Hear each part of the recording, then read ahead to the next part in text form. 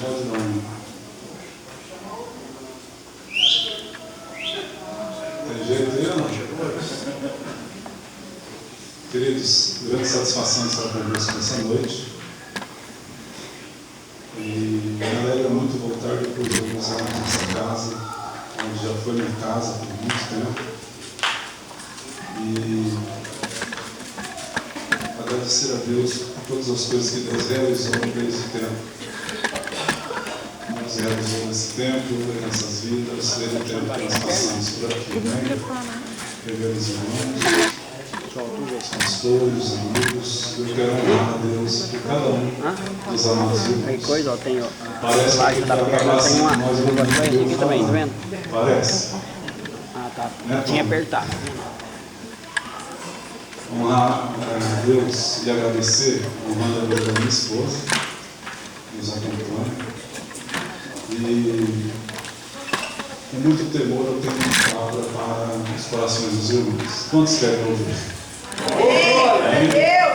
Nós vemos a cidade de Bauru, estado de São Paulo, para junto glorificarmos. Opa, dá uma água. Tá ligada, né? Para junto glorificarmos o nome do Senhor Jesus. Aos pastores, pastor Elias, a sua esposa, todos os pastores, irmãos. É complicado pregar, né? Diante de tantos mestres, então, aos pastores do altar, da igreja. Eu não vim pregar aos irmãos, porque são todos pregadores. Não vim lecionar aula, porque são todos doutores. Eu vim compartilhar uma palavra de Deus dos céus com os irmãos. Amém? Vamos louvar o Senhor nessa noite? Ré com sustenido, com H diminuta, com nome de Cristo. Eu não sei nem o que é isso. É só Ré mesmo. Vou tomar uma água, até eu me esqueci. Esqueci o N. Como vou lembrar a água? Esqueci de novo. Assim como força, assim como a costa anseia por águas, como terra seca precisa da chuva, meu coração tem sede de ti.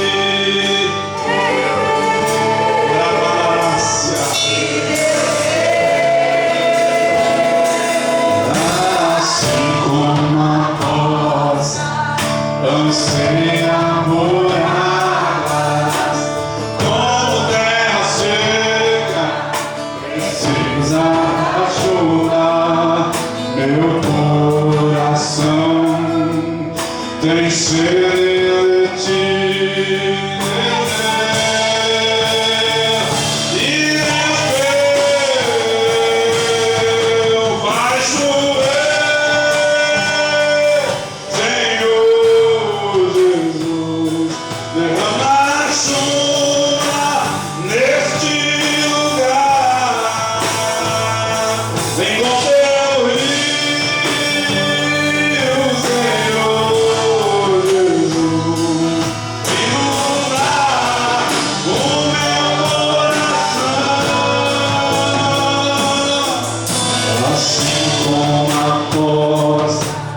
Anseia por águas, como terra seca precisa da chuva, meu coração tem sede de ti.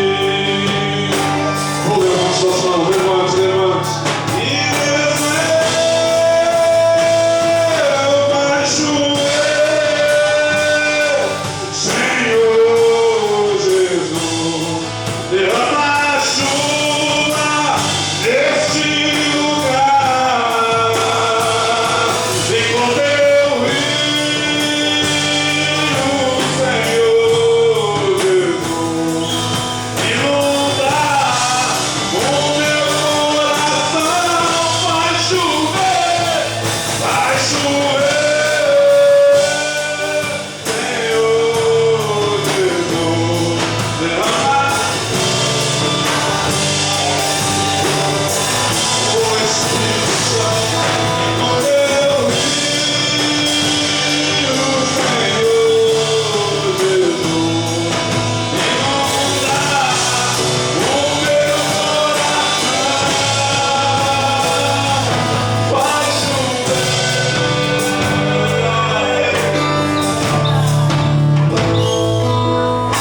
sobre o seu coração durante eles.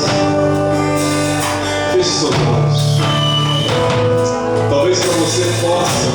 Talvez para você possa ser uma noite comum, mas para a maioria é uma noite toda especial.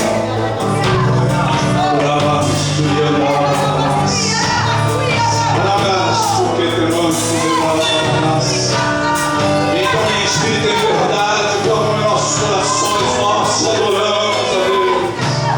Nós te adoramos, ó Deus. Nós te adoramos, ó Deus. Vai chover, Senhor Jesus, neste lugar. Vem com teu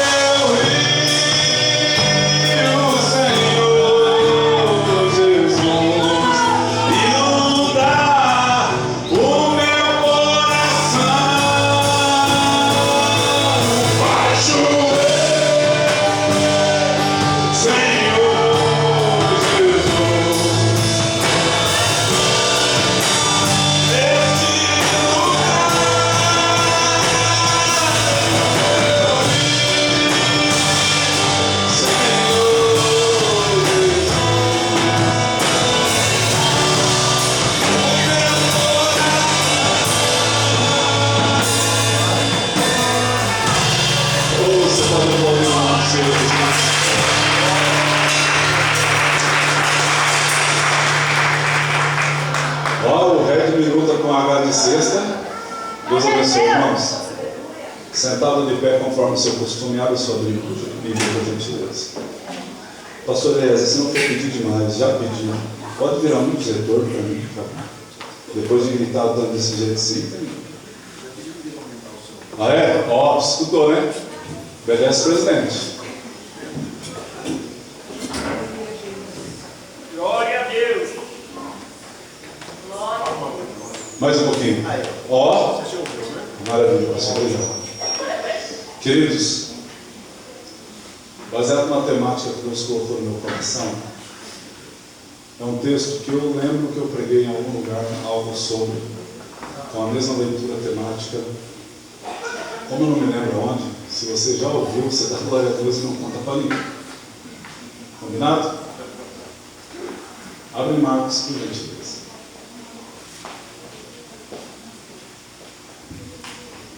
Você trouxe sua Bíblia? Abre aí, Marcos.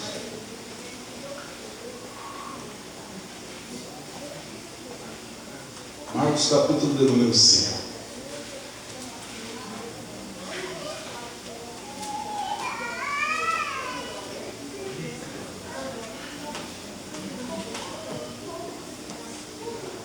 Capítulo de número 5.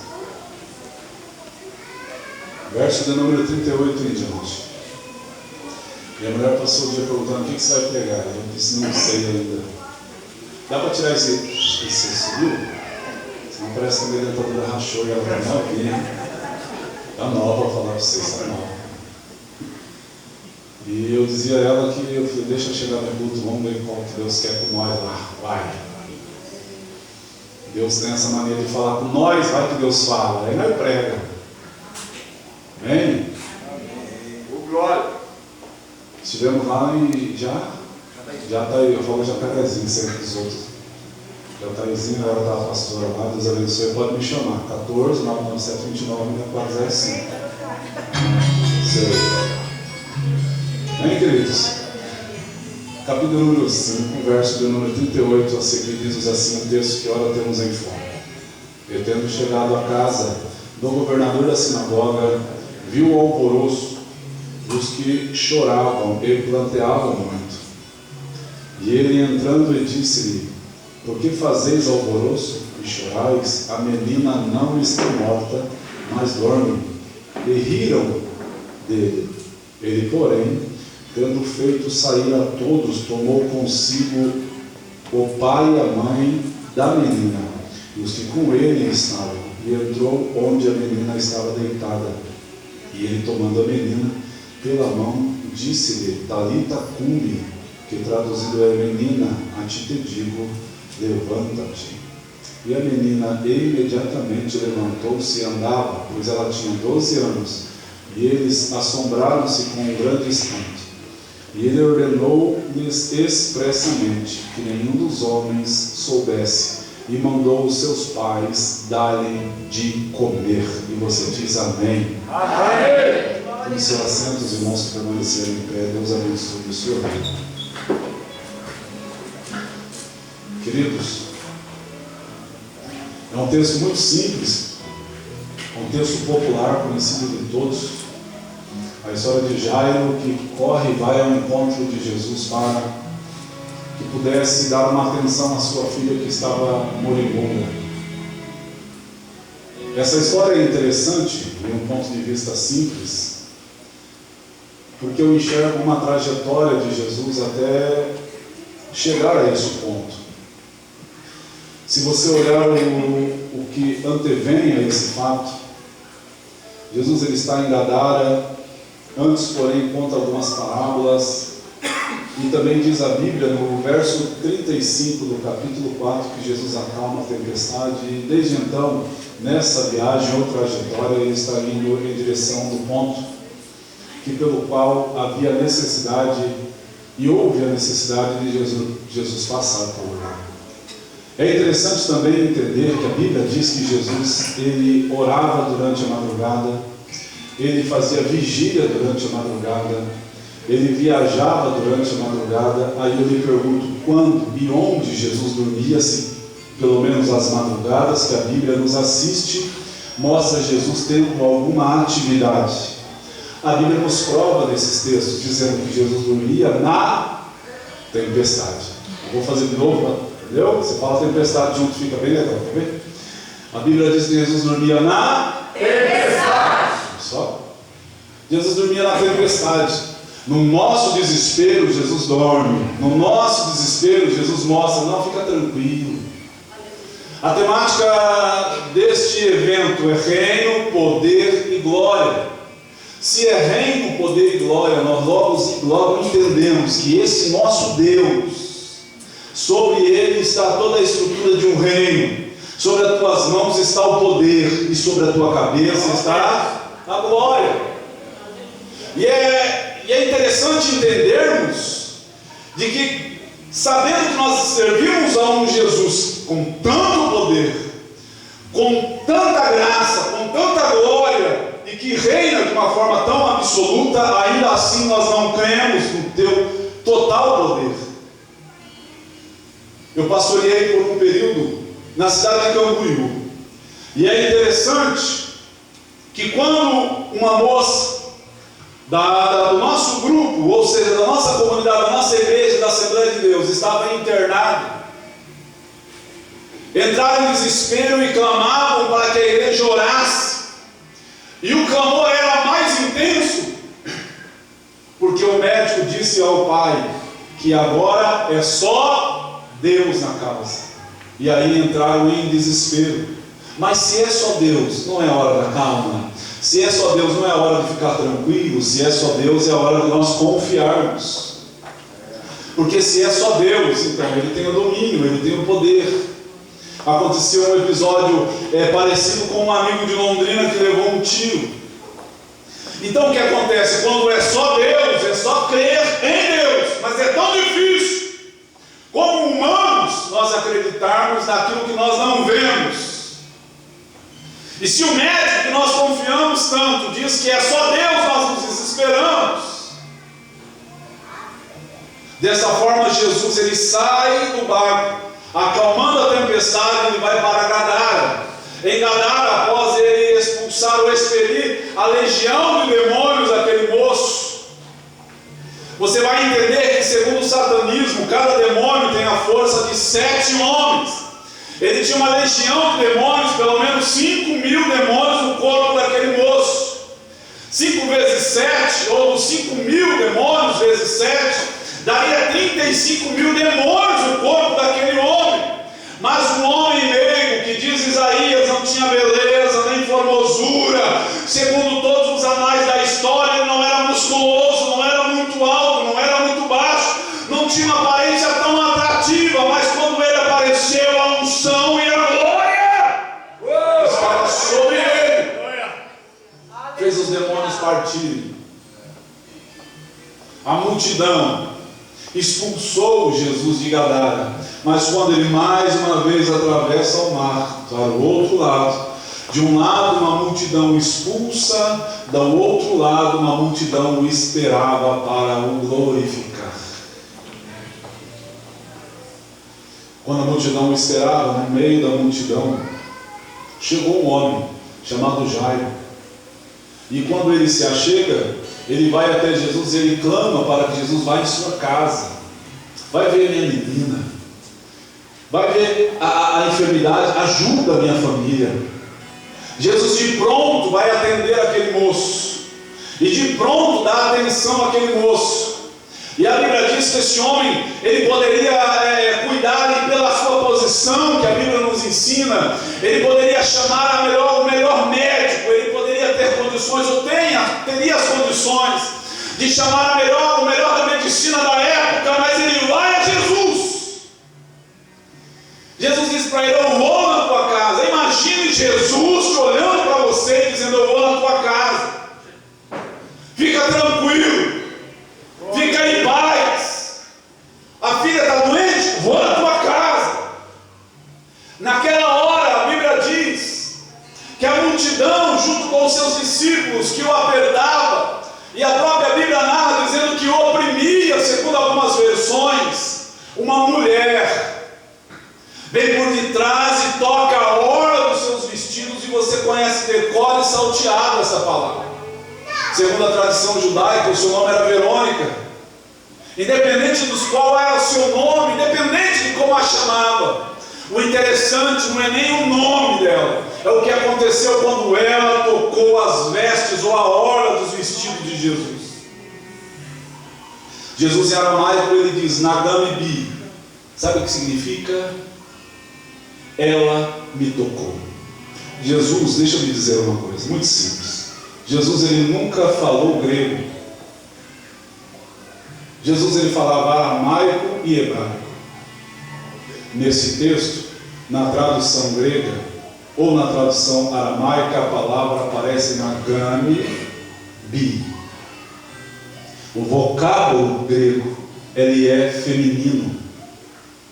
Não é como a nossa língua, que para dizer ela me tocou, tem que dizer a palavra ela no feminino, e para dizer ele me tocou, tem que dizer ele, mas quando ele diz na sua língua, ele diz no feminino, na colocação verbal feminina.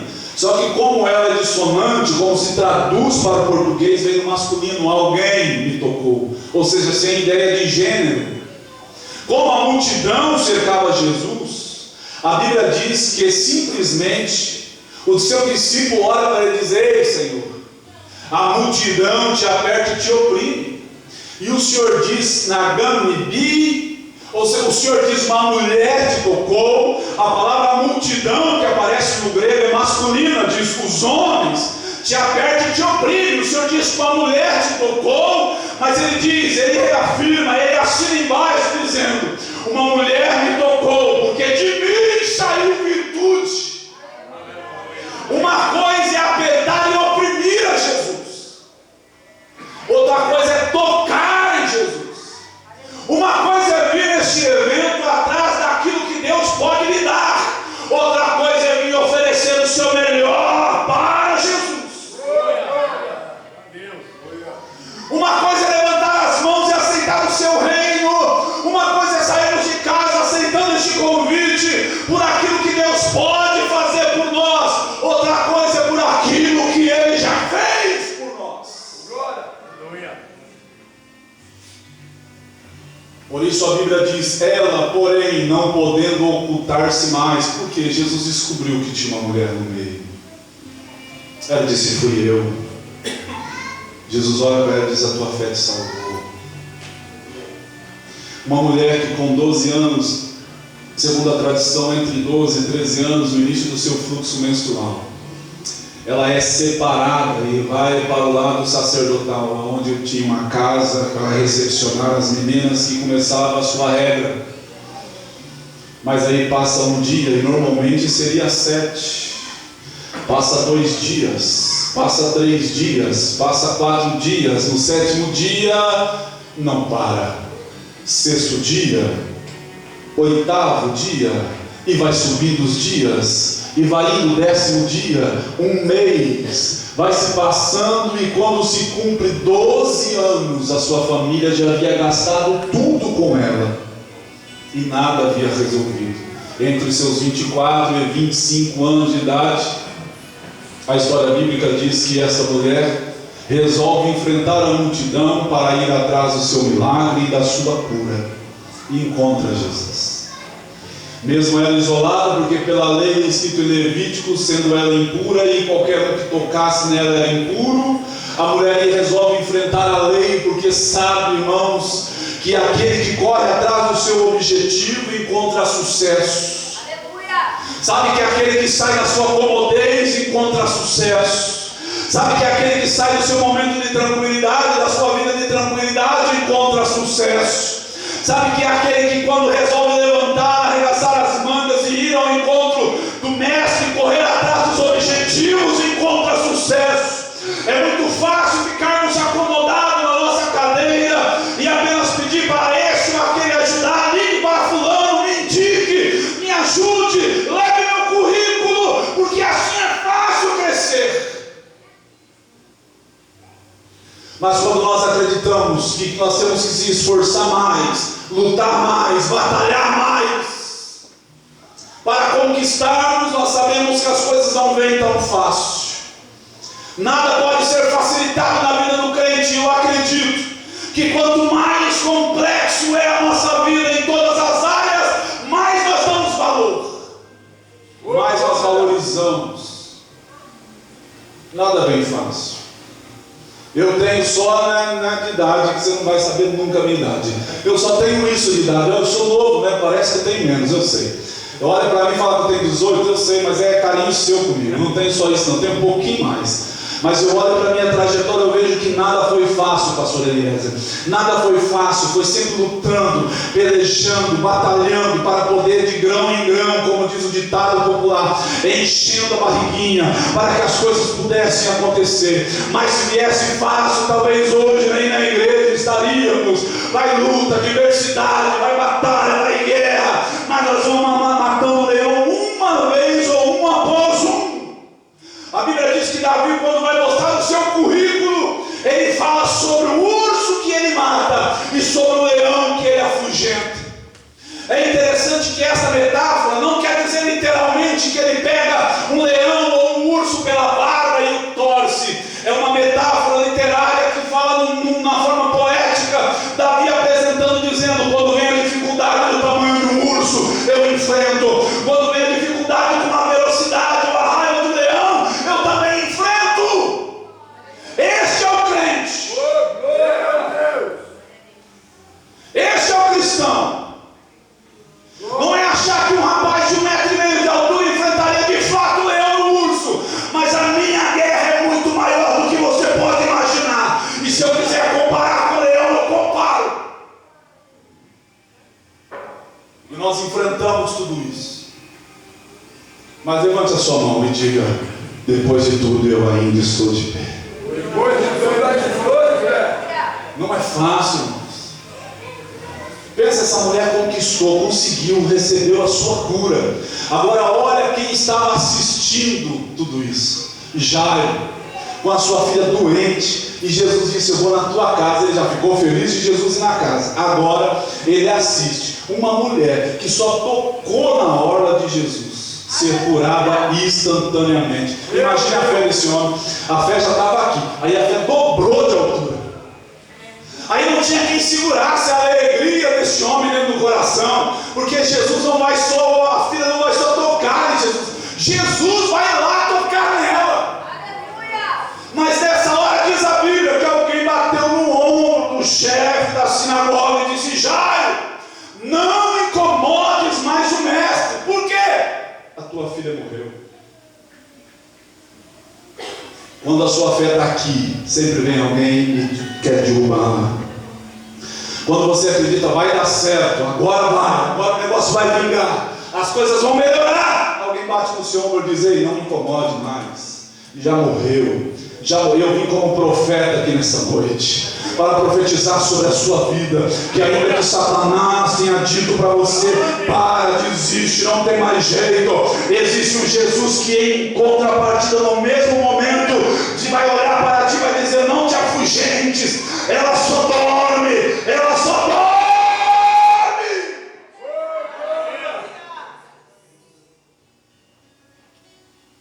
Você sabe o que é interessante? Para pensar, o fio não vai muito longe, né, pastor? Não vai, né? Não vai?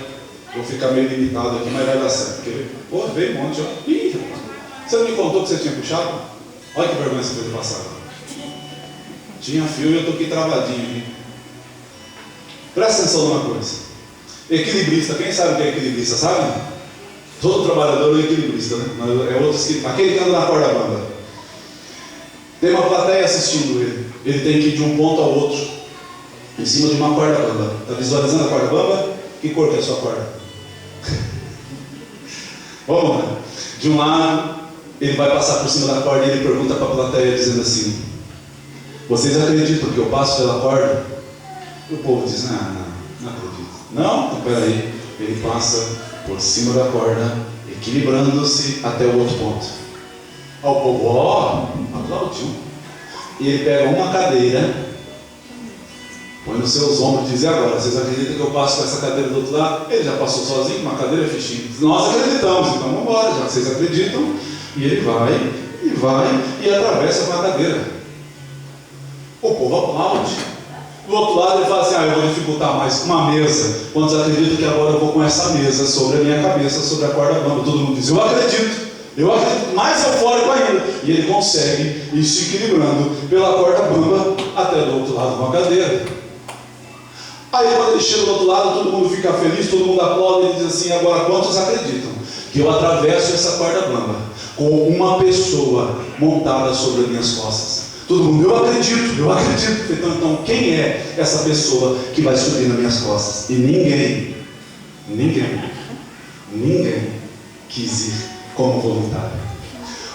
Uma coisa é crer, outra coisa é confiar. Nós acreditamos em Deus, não é? Nós acreditamos em Deus, não é isso? Nós acreditamos muito em Deus. Muito, olha, nós acreditamos mais por barbaridade, como diz o gaúcho, em Deus. Mas quantos de nós confiamos a nossa vida na mão desse Deus? Confiar em Deus é fácil. Acreditar em Deus é fácil. O difícil é entregar na vida, na mão dele tudo. Assim: toma, é teu. Estava eu e minha esposa dentro do carro ouvindo, ou em casa ouvindo louvor esses dias, e a letra dizia algo de entregar tudo, ou se dar tudo, ou se doar tudo. E nós dizemos: como é complicado isso, porque pregar aqui ensina é fácil, ensinar é fácil, o difícil é viver o que eu prego. Da glória. É igual a Jesus. Que é muito fácil eu mostrar a boca de homem de Deus aqui em cima. O difícil é pegar diante da esposa e ser homem de Deus dentro de casa. Daqui a pouco o sapato ele tem que pegar uma. É isso aí que ele falou, Jesus. É isso, essa dificuldade que nós encontramos. Por isso, muitas das vezes, nós somos pregadores de púlpito, mas temos que ser pregadores de altar. Temos que viver aquilo que nós falamos. Oh, Deus. Aleluia.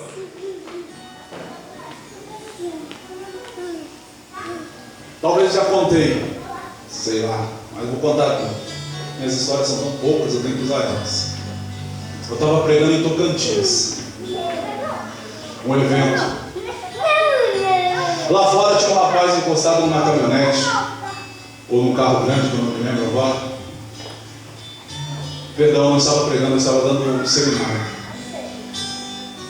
E na hora do intervalo do café, eu saí para tomar um pouco de ar, num lugar muito quente.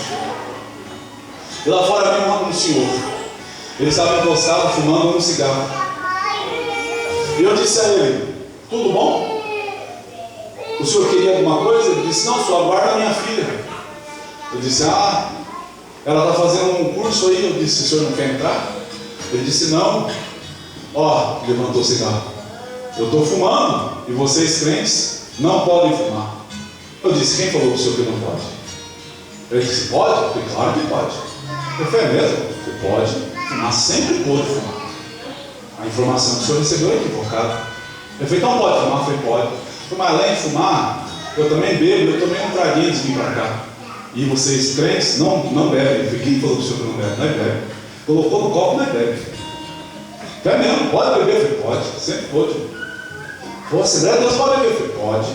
Quem disse que eu não pode? Ele falou, mas tem um porém também.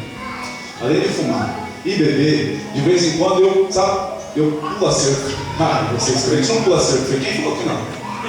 Crente pode pular cerca, pode pular barranco, pode pular morro. Quem conseguir pular, você pula. Ele falou, ué, não entendi. Então por que vocês não fazem? É porque nós não precisamos disso. Aleluia! Se você não trai, se você não bebe, se você não fuma, porque Deus te proíbe, tu não é crente, tu é escravo. Sabe por que nós não traímos? Porque a nossa esposa não é suficiente. É suficiente. Por que nós não bebemos? Porque estar embriagado no Espírito é suficiente. Por que nós não fumamos? Porque essa esfera de glória, a fumaça que nos envolve é suficiente. Nós não somos proibidos, irmãos, está doido? Jesus nunca nos proibiu de nada. Ele sempre nos admoestou. A minha graça te basta. A minha graça te basta. Eu não faço porque Deus me proíbe, porque seria escravidão. Eu não faço porque eu amo e Ele morreu na cruz por mim. E eu sou grato pela esposa que Ele me deu, pela igreja que eu congrego e pela saúde e a comunhão. Quantos podem aplaudir? Quantos podem?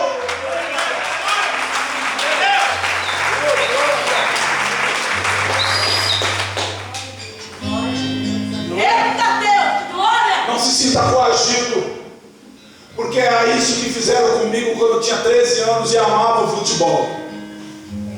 Eles falaram, vem na igreja com nós, com a mocidade. Eu falei, por quê? Meu pai era da igreja, meu pai era presbítero na época, ele não me deixa jogar bola. Ele disse, na nossa igreja não pode jogar bola.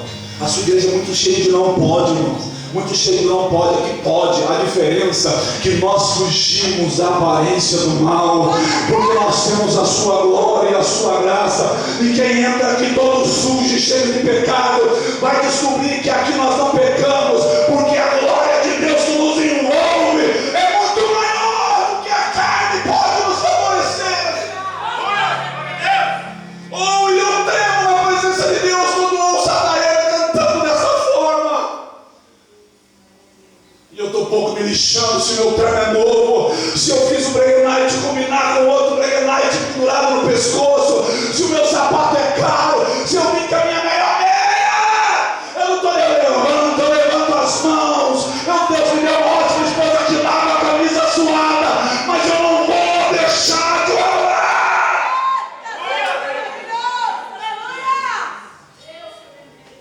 Não podemos ser comuns. Me perdoe, eu não estou falando mal de ninguém. Quem me conhece sabe como eu sou agressivo. Eu tenho doutorado em teologia, eu tenho propriedade para dizer. Nós estamos cheios de diplomas e hoje vocês receberam mais, mas esses não podem nos limitar na presença de Deus. Não podem nos limitar na presença de Deus. Ele quer que eu leia em hebraico, a Bíblia eu leio, quer que eu te dou de grego, eu dou. Só que tem um detalhe, nada disso vai me garantir céu. Te adorar e fazer e andar nos seus preceitos é que me garante a sua glória e a tua santidade.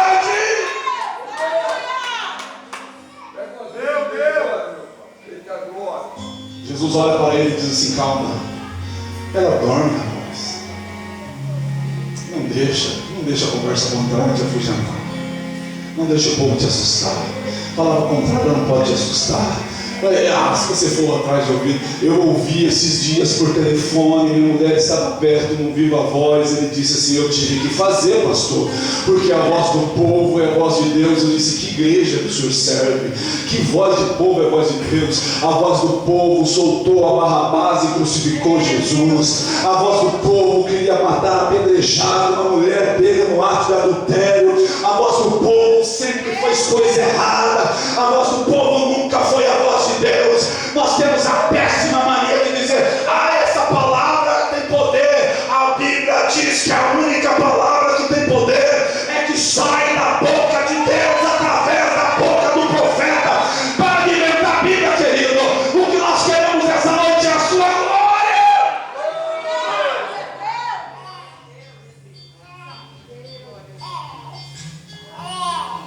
Aí isso me cozinha por dentro. Jesus sai caminhando com Jairo e vai para a casa dele. Olha que alegria. Que mescla de sentimento. Já pensou essa mescla de sentimento? Minha filha morreu, mas Jesus disse que só dorme. Minha filha morreu, mas Jesus disse que só dorme. Para mim não tem esperança, mas a Bíblia diz que tem. O meu currículo não alcança tal nível, mas Jesus disse para mim ir. Eu não me sinto capacitado, mas o pastor me deu uma igreja. Eu não me sinto capaz, mas agora eu tenho um diploma de pastor na mão. Eu não me sinto capaz, mas na escala eu sou um pregador. Eu não sou ninguém, mas amanhã sou eu que prego. Eu não sou ninguém, mas pararam eu para pedir oração. Eu não sou ninguém. Oraço e andarabadácia. Que mundo é esse que nós estamos enfrentando? Que lamentavelmente está secando a nossa fé. Nós somos maiores, maiores, maiores do que nós imaginamos diante do nosso inimigo.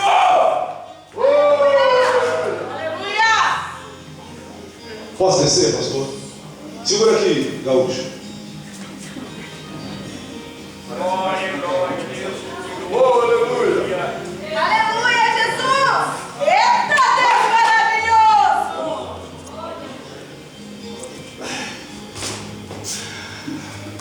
A Bíblia diz o seguinte. Ai, que tá melhor que eu descer. Faz som na vez. Vou puxar aqui, tá? Moisés, lembra de Moisés, não? Só um amém? Quem lembra de Moisés? Glória.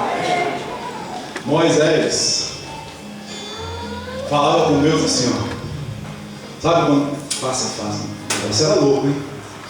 Ele chegou para Deus e disse: Senhor, eu rogo-te que me mostre a tua glória. A palavra glória vinha traduzida no hebraico para face, rosto, entendeu? Aí Moisés disse: rogo-te que me mostre a tua face. Aí Deus falou assim: Moisés, se liga, irmão. Ninguém que viu a minha face ou que vê a minha face permanecerá vivo. É muito, entendeu? Tá difícil. É muito assim, pelo amor de Deus, fazer novo. É muito assim, ó. Olha, ó. Glória a Deus. Vai na minha. Aí Moisés falou assim: nossa, Senhor. Eu disse: tá, crente birrento, vou fazer um acordo contigo. Tá vendo aquela rocha? Sim, senhor. Entra na fenda, entre um e o outro, tem uma fenda, não tem. Entra lá. Só de estar trocando ideia com Deus, ó, estou falando uma linguagem jovem. Uma ideia com Deus já era grandão, né? Para mim já estava bom demais. Eita Deus. Tá casado. Aí ele disse: entra na fenda da rocha. Glória. Eu vou passar diante de ti. E para que tu não morras, eu colocarei a minha mão, tapando seus olhos. Eu vou passar na frente, Moisés. E o que eu vou te mostrar é maior do que a minha glória. Tem alguma coisa maior que a glória? Tem. Moisés foi lá, entrou na frente e ficou lá.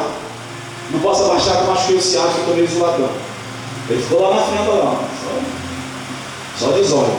Aí vem Deus. Lembra de Deus? Deus. Sabe quem é Deus? Deus. Aquele 15 livros de Jó, capítulo 35, que ele chama o raio pelo nome, o raio do seu nome. Raio. 800 milhões de quilowatts hora, Deus chama o raio pelo nome. O raio para que vocês vêm aqui. Ah, esse Deus. Vocês vêm aqui, mereceu agora, tá bom.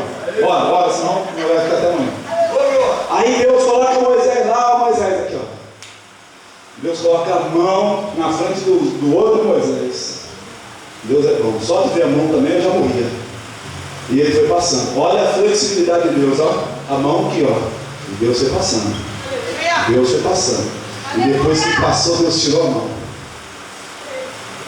Aí Moisés olhou. Aonde Moisés olhou? Nas costas de Deus. Para José diz que ele viu a sombra do calcanhar de Deus. Eu não sei o que ele viu. Mas a lição deste acontecimento é maior do que ver a glória de Deus. Muito maior. Sabe o que Moisés viu? Sabe o que Moisés viu? Moisés viu a direção que Deus estava indo. Quer ver se eu vou ficar agora? Ver a glória de Deus é fácil. O difícil é entender qual direção Deus está indo. Pega teu celular, coloca no YouTube o que você quiser por aí. Você vai ver a igreja ensinando tudo. Até a igreja que ensina você casar com o mesmo sexo. Mas só Deus mostra qual direção Ele está indo. A internet não mostra. Minha pregação talvez não mostre. Mas Deus, a Bíblia te ensina qual direção que você deve ir. A direção que você deve ir é a direção que Deus está indo. E normalmente a direção que Deus vai não vai te agradar. Porque a direção que Deus vai normalmente vai ao oposto da vontade do humano. Porque o que eu quero não importa nada diante da direção que Deus está indo. Nós estamos indo em muitas direções. Muitas direções. Se você quiser igreja que você vai cultuar com o chapéu ou com o cabelo pintado igual calopsita, tem. Se você quiser igreja que te leva na direção que pode bagunça, tem. Mas qual direção que Deus está indo?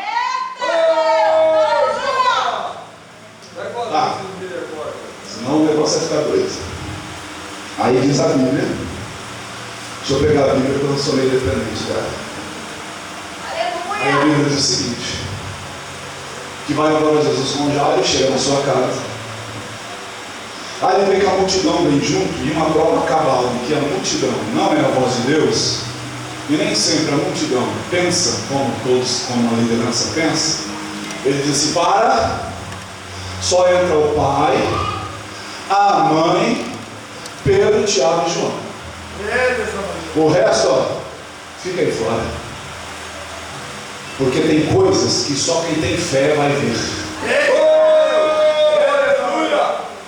Porque quem não tem fé vai ficar criticando. Vai ficar pondo o dedo. Vai falar que não dá certo. Não vai dar certo. Não vai dar certo não, pastor. Não vai dar certo não, pastor. Você é doido, né? Não vai dar certo não. Lembra quando eu pastoreei o Jardim Figueira, a campanha que eu fiz? Eu coloquei, não faz isso na sua igreja não. Eu era muito louco naquela época. Eu coloquei, cadê o lembra? Coloquei uma faixa escrita inferno de um lado, e do outro lado eu coloquei uma faixa escrito céu. Aí eu disse assim: irmão, isso aqui é um trabalho que nós vamos fazer. 7 domingos, 7 sei lá o que lá. Nós vamos amarrar a bênção. Uma estava escrito bênção, perdão, a outra escrito inferno.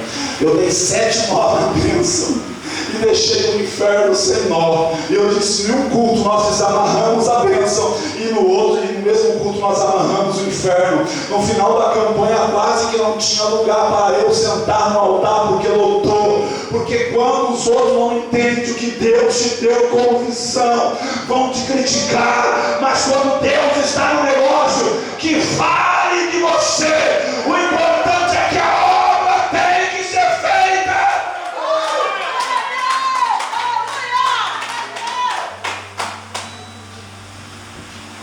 Ele olha para a menina e diz: só dorme.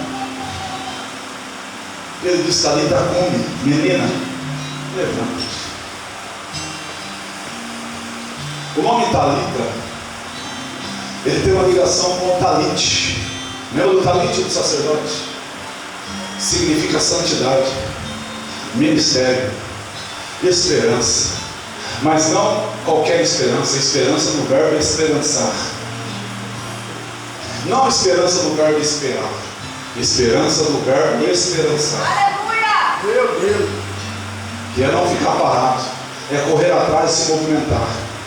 E o talite, O nome da menina no aramaico ou no grego ele é Talita. Ele diz: levanta-te. A menina põe-se de pé e a Bíblia diz que tinha 12 anos. 2 ministérios, 2 gerações. Uma geração com 12 anos de enfermidade, uma geração que com 12 anos é ressuscitada. Olha para cá, eu vou terminar. Eu não sou de pregar muito tempo, eu acho que eu até passei do meu tempo comum. 12 anos, uma geração que está enferma, uma geração que está sendo ressuscitada. A geração que está enferma, adulta, é curada. A geração que está morta, jovem, ela é ressuscitada. Quem tem ouvido, ouça. E tem outra. A minha geração que está doente só será curada no mesmo percurso que a geração que está morta for ressuscitada. Eu vou repetir, você não entendeu ainda. Gerações que estão doentes, que vêm nessa caminhada cheia de mau fluxo sobre a sua história, serão curados em nome de Jesus. E a geração que está nascendo, geração smartphone, com tudo na hora, tudo do seu jeitão, essa geração vai ser ressuscitada. Obrigado, pastor.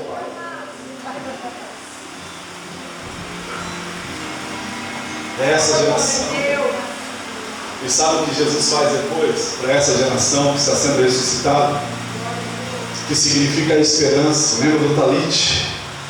Que significa seu ministério, as almas, a esperança. Ele diz: dá comida para ela.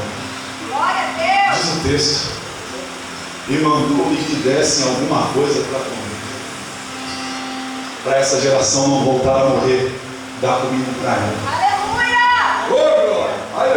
Para essa geração não voltar a morrer, não é YouTube, não é brincadeira, não é fantoche, não. Dá comida para ela. Dá comida para ela.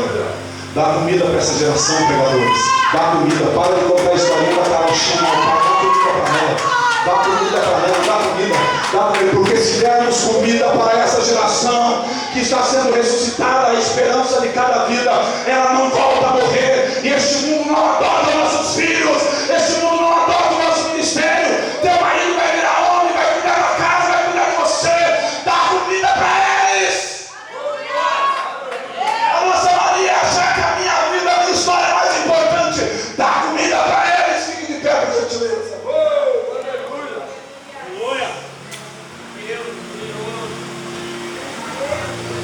Os músicos. Aleluia. Daí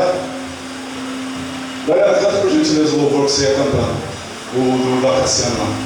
Eu nem sei qual é, mas nossa, começou tão bonito. Glória a Deus. Ei, geração. Sem isso aqui, ó, a gente não fica de pé, não. É Deus. Pastor, mas meu negócio é cantar, mas sem isso aqui, filho, nem cantar tu canta. Na realidade tu canta, só não agora. Pastor, mas meu negócio é tocar, mas sem isso aqui tu só vai ser um músico qualquer. Com isso aqui vai ser um músico unção. Dá comida para ela. Pega uma dúzia de glória. Pastores, dá comida para a tua igreja. Glória a Deus. Dá comida para a tua igreja. Fecha a igreja. Bíblia, dá comida para a tua igreja. Aleluia, Jesus. Em Jesus. Porque enquanto nós entregarmos esse alimento nos nossos altares, não teremos mais enfermos na nossa casa. Ah, Juliano, pastor Eliezer, isso aqui, pastor. Bíblia, nossa oratória pode ser linda, mas sem Bíblia, pode falar porta, porteiro e portão. Mas o importante é que quando você soltar esta comida, tudo vai ser diferente.